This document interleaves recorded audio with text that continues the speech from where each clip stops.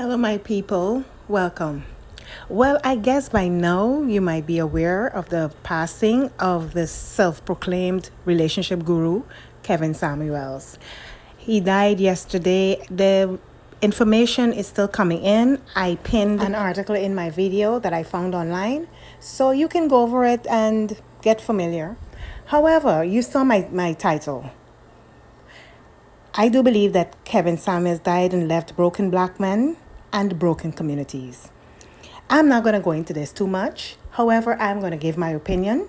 And listen, I've heard people saying, that, they're not going to speak ill of the dead. I am not speaking ill of the dead.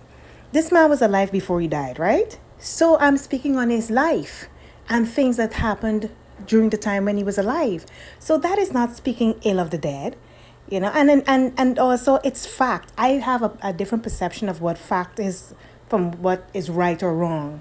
Fact is evidentiary based. Right or wrong, or right and wrong, is relative. It depends on which angle you're looking at it from. So we're not going to get into that. We're going to go into what we have been seeing over the years, how he has presented over the years, and I think it's fine for us to speak on it. Now, Kevin Samuels became very popular over the years due to his advocacy for so-called high-valued men. High-value men was his clientele. Those were the people that worshipped him. Even though, in my opinion, I see nothing of high value because he also saw himself as a high-value man, a high-valued man. I see nothing of high value coming from a man who vilified women, who treated women poorly, who was boorish and crass and vile in the way he presented. Now listen, let's say he had a platform, he offered a service, he was there as maybe a counselor, whatever it was. He presented himself in a way that people felt comfortable talking to him. However, when he dealt with certain black women, I do believe that his intent was to break them.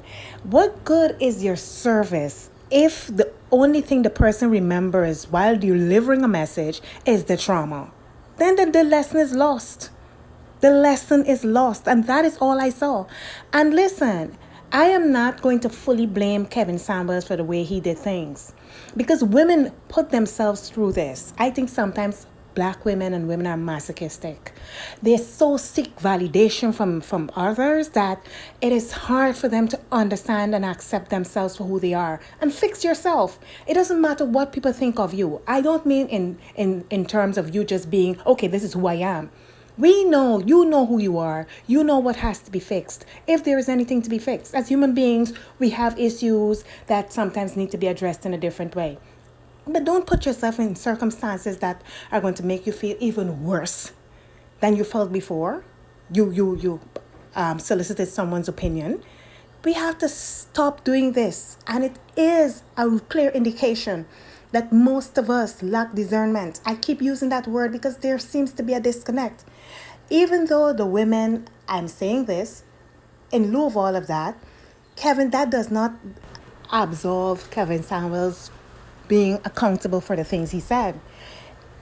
Listen, what I saw was him talking about high value men and women, treating women like they were property and they should be at the women fancy of these black men. It was a real primitive way of thinking from this so-called modern man. This always threw me for a loop. And then, I remember him talking about women rating themselves. That alone should have been a deterrent for women. You don't want people to put you in that position to be rated. Who is another human being to rate you? Don't ever do that to yourself. It is laced with misogyny coming from a man. A woman is not supposed to, how he treated them is when you come confident and accomplished, there he would whip out everything and try to break you.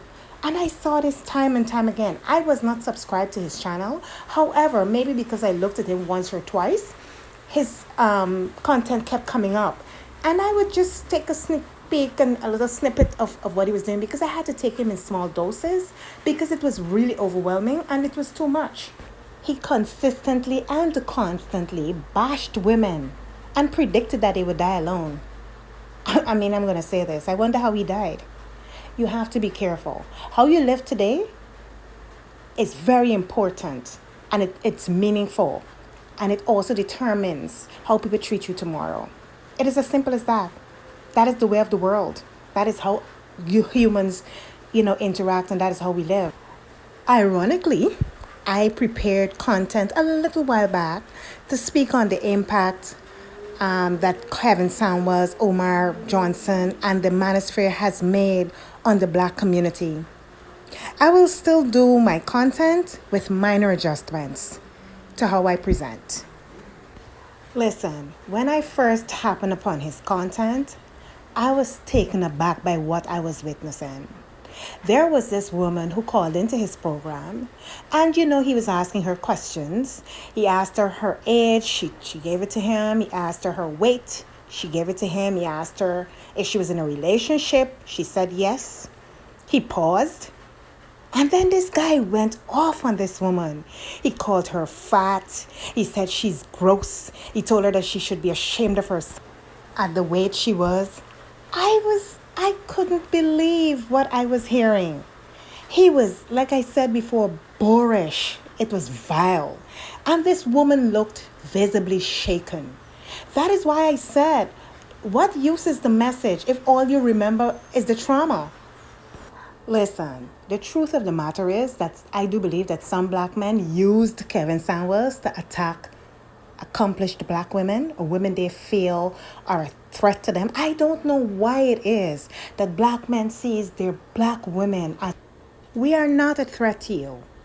Other men of other groups are a threat to you. If that is how you see it, they should be challenging.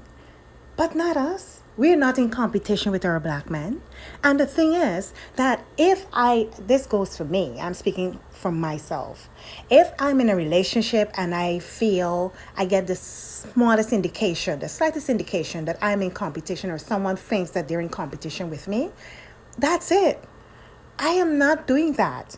Why would someone want to be in competition with the person that they're with romantically? It makes absolutely no sense. You're supposed to be a team, right? But because of the rhetoric and all the self-loathing and the misogyny which magnifies and manifests in the way Black men treat women, they fail to see these things. They fail to realize that they're on the wrong track. They are on the freaking wrong track. Listen, Black men are always seeking someone to advocate on their behalf. They're always the victims.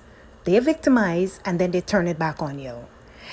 Yesterday, after the news was trending, I went on to one of these content creators' page.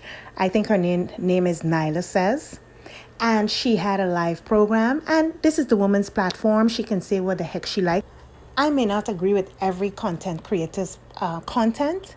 However, if there is something that I don't subscribe to, I just turn away. I go to someone else. I scroll and I do something else. I don't just sit there and get angry and cuss them out and say, oh, they shouldn't be doing this, that, and the third. That is not for me to do. Anyway, she had this live program, this call-in program, and this guy called. And let me tell you, that is the reason why my title is what it is. When I said that KevinSamuels is now dead, and he has left a trail of broken Black men and broken Black communities. This guy was livid. He said the most vile things to this woman. He called her names. He called her evil.